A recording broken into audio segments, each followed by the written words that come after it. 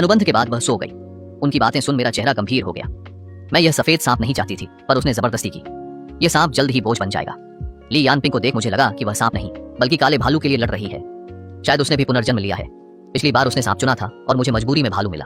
तब मुझे नहीं पता था कि जल्द ही भीषण ठंड का प्रलय आने वाला है। दुनिया का तापमान गिरकर -50 डिग्री हो गया और पृथ्वी एक बर्फीला नर्क बन गई। लंबी उम्र वाली सफेद सांप भीषण ठंड में जमकर मर गई, पर मेरी अच्छी देखभाल से काला भालू जल्दी ही वयस्क हो गया। जब प्रतिभा साझा करने की शक्ति खुली तो मुझे प्रलय की ठंड से कोई डर नहीं था। बाद में जब मैं स्कूल टीम के साथ सामान ढूंढने गई तो ली यानपिंग ने कई बार भालू को बहकाने की कोशिश की ताकि वह उसका साथी बन जाए। बार बार ठुकराए जाने पर उसने गुस्से में सबको उकसाया कि अगर भालू का मांस खा लिया जाए तो ठंड से बचा जा सकता है। जब हम बाहर निकले तो ली यानपिंग ने साथियों के साथ मिलकर मुझे और काले भालू को मार डाला और हम उनका भोजन बन गए। ली यानपिंग की गोद में ब्लैक स्नो को देख मेरी आंखें बर्फ जैसी ठंडी हो गईं। पिछले जन्म में वह भालू मेरा सबसे भरोसेमंद साथी था। इस बार ली यानपिंग ने मेरी ठंड सहने की शक्ति छीन ली है, लेकिन इस धोखे का बदला अब खून से ही चुकाना होगा। मैं उसे एकटक देख रही थी, तभी उसने भी अपनी आंखें घुमाकर मेरी ओर देखा। जब हमारी नजरें मिली तो उस छोटे काले भालू ने मेरी ओर ठीक 2 बार पलकें झपकाईं। मेरे दिल में अचानक खुशी की लहर दौड़ गई। ये हमारे पिछले जन्म का एक गुप्त इशारा था कि मुझे चिंता करने की कोई जरूरत नहीं है। ये सोचकर मैंने ली यानपिंग की ओर एक दया भरी नजर डाली। इस काली भालूनी को मैं अच्छी तरह जानती हूँ। वह दिखती भोली है पर दिल से बेहद शातिर और धूर्त है। मैं काले भालू की आंखों में देख ही रही थी कि अचानक एक ठंडी छोटी जुबान ने मुझे छुआ। नीचे देखा तो मेरी बेकार सी सफेद सांप थी जो खूबसूरत तो है पर किसी काम की नहीं। अब जागने पर मैं बेकार नहीं हूँ और पुरुष उस काले बदसूरत राक्षस को अब नहीं देख सकेंगे।